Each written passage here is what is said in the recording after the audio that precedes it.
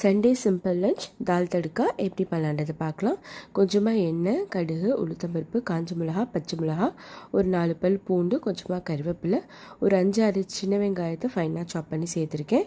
இது நல்லா golden fry colour ஆகணும். அந்த அளவுக்கு ஆனதுக்கப்புறமா ஒரு மீடியம் சைஸ் தக்காளியை சேர்த்துக்கலாம்.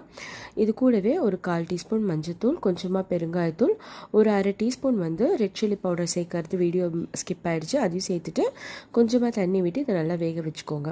1 கப் பருப்பை ஆல்ரெடி நான் வேக வச்சு சேர்த்துருக்கேன். அதையும் இது கூட சேர்த்துட்டு நமக்கு எந்த அளவுக்கு வேணுமோ அந்த பருப்பு தண்ணியை விட்டு இது தண்ணி அட்ஜஸ்ட் பண்ணிக்கலாம். தேவையான அளவு உப்பு போட்டுட்டு இதை நல்லா கொதிக்க விடுங்க. இது கொதிச்சுட்டு இருக்கும்போது கொஞ்சமாக கொத்தமல்லி போட்டு இறக்கணும்னா நம்மளோட தால் தடுக்கா ரெடி. இதை இறக்கிறதுக்கு முன்னாடி ஒரு 1/2 டீஸ்பூன் நெய் சேர்த்துக்கோங்க. சுட சுட சாதம், நல்லா ஃப்ளேவர்ஃபுல்லான தால் தடுக்கா, கூடவே ஒரு வாழைக்காய் தவா ஃப்ரை, கூடவே கொஞ்சமாக ஃப்ரைம்ஸ். இதை வச்சு இன்றைக்கி என்னோடய லஞ்ச் முடிச்சாச்சு. இன்றைக்கி உங்கள் வீட்டில் என்ன லஞ்ச்